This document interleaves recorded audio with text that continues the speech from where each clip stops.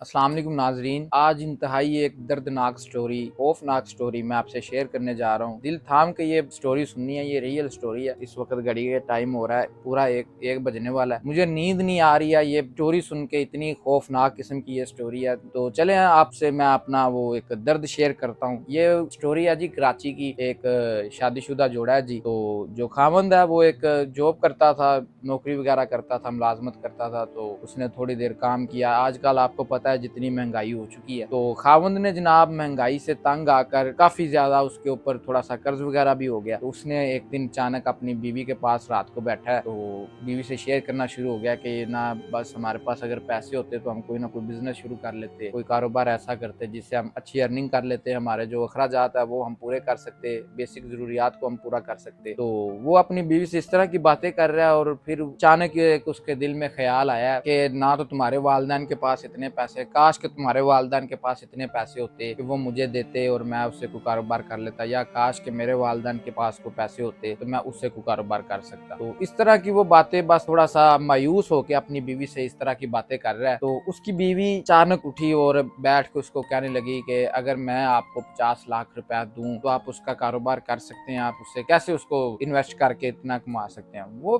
शोहर बड़ा परेशान हो गया कि यार देखो, मेरे पास कुछ नहीं है, शादी जब इसकी मेरे साथ हुई है, इनके पास खाने के लिए हमारे पास पैसे नहीं होते हैं, तो ये मुझे कहाँ से 50 लाख देगी। उसने कहा तुम मुझे कैसे 50 लाख दे सकती हो। बीवी ने कहा जी कि मैंने आपसे चोरी इंश्योरेंस करवाई हुई है, तो मेरे मरने के बाद 40 से 50 लाख रुपया मिलेगा। तो वो कहता है मैं तुम्हें अब मार दूं उन पैसों की खातिर खुद की जिंदगी बेहतर करने के लिए। बीवी कहती है कि नहीं, आपको मुझे मारना नहीं है, मेरे पास एक तरकीब है। मेरी एक सहेली है जो कि बड़ी टॉप लेवल की डॉक्टर है और अमेरिका में इस वक्त वो होती है, तो मैं उससे बात करूंगी तो वो हमें इसका कोई हल बताएगी कि किस तरह हम अपनी इंश्योरेंस के पैसे ले सकते हैं, मैं मरूं भी ना और वो पैसे निकलवा सकूं। तो शोहर ने कहा ठीक है जी, चले आप देख लें उससे बात करके। नेक्स्ट डे हुआ तो वो उसने अपनी दोस्त से बात वगैरह की बीवी ने। अगले दिन शोहर घर आया तो उसने कहा हाँ भी क्या बना तुम्हारे मरने के प्रोग्राम का, वैसे मजाक से। तो बीवी ने उसको कहा कि आप टेंशन ना लें, परेशान ना हो, मेरी दोस्त ने एक हल बताया कि मुझे टीका लगेगा, इंजेक्शन, 6 घंटे तक मैं मुर्दा हालत में होंगी, आपने सारी तरफ ऐलानात करवा देने हैं कि मैं मर चुकी हूँ, मैं फोत हो चुकी हूँ, आपने मुझे दफना देना है वैसे ही और मेरा डेथ सर्टिफिकेट बनवा लेना है। आप मुझे कब्र में जब दफना देंगे तो 6 घंटे बाद आपने मुझे निकाल लेना, क्योंकि 6 घंटे तक वो टीके का असर होगा मेरे ऊपर। बीवी का जिगरा देखें और बीवी की हिम्मत देखें कि वो खुद को और अपने खामंद को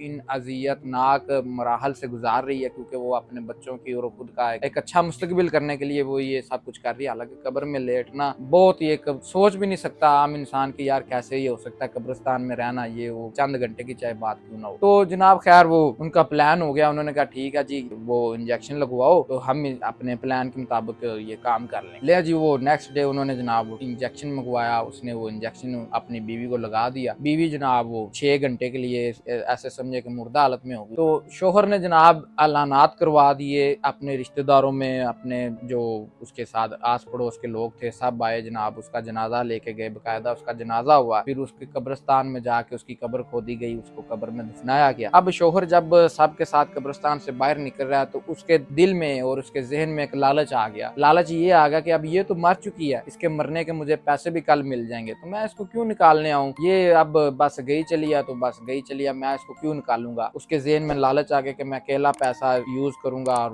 एक अच्छी जिंदगी गुजारूंगा, मुझे इसकी जरूरत ही नहीं रही, सबके नजरों में ये मर चुकी है, मेरी नजर में भी ये मर गई है। शोहर चला गया जनाब। खैर 6 घंटे हुए, 6 घंटे गुजरने के बाद उसको कब्र में उस औरत को होश आ जाता है और जनाब वो जोर जोर से चलाना शुरू कर देती है कब्र में कि मुझे, मैं जिंदा हूँ, मुझे बाहर निकालो, मैं जिंदा हूँ, मुझे बाहर निकालो। आप देखें इत्तेफाक से एक गोरकन किसी कब्र को पानी दे रहा था पास ही, उसने सुना कि किसी कब्र से बड़ी आस्ता आस्ता तेज आवाजें आना शुरू हो गई हैं कि मैं जिंदा हूँ, मुझे निकालो, मैं जिंदा हूँ, मुझे निकालो। तो गोरकन ने जनाब वो कब्र खोदना शुरू कर दिया जिससे आवाजें आ रही थी। तो वो जनाब कफन में लिपटी हुई उस औरत को उसने जब बाहर निकाला तो उसने गोरकन को सारी अपनी सूरत हाल बताई कि किस तरह ये हमारा प्लांटेड प्लान था, तो हमने इसको इम्प्लीमेंट किया है और मैं अपने शोहर का वेट कर रही हूँ। उसने पहले गोरकन से पूछा कि मुझे कब दफनाया गया। गोरकन ने कहा कि तुम्हारी तो अभी ताज़ा कब्र है, तुम्हें तो अभी तकरीबन घंटा डेढ़ पहले दफनाया गया। तो उसने कहा अच्छा। उसने कहा चलो मैं अभी वेट करती हूँ कि मेरा शोहर मुझे आएगा लेने के लिए और हम चले जाएंगे। उसने उसको गोरकन को सारी बात वगैरह बता दी। बीवी ने जनाब उधर घंटा वेट किया, डेढ़ घंटा वेट किया, इवन के उसको रात भी कब्रिस्तान में गुजारनी पड़ी अपने शोहर का इंतजार करते हुए। शोहर के ज़हन में क्योंकि एक लालच आ चुका था, उसने उसको बुला दिया, उसने उसको वाकई मार दिया। हालांकि वो जिंदा थी, शोहर को अच्छी तरह पता था, लेकिन उसका लालच उसको आगे ले आया। शोहर ने जनाब रात गुजरने के बावजूद अपनी वो कब्रिस्तान ना गया अपनी बीवी को निकालने के लिए या उसको देखने के लिए कि क्या कैफियत है, क्या उसकी कंडीशन है। बीवी ने जनाब वो रात कफन में कब्रिस्तान में गुजारी है। फिर जनाब बीवी सुबह हुई है, जिस घर से उसका जनाजा निकला था, जिस घर में वो रहती थी, बीवी से उसी घर में चली गई है दोबारा कफन की हालत में। तो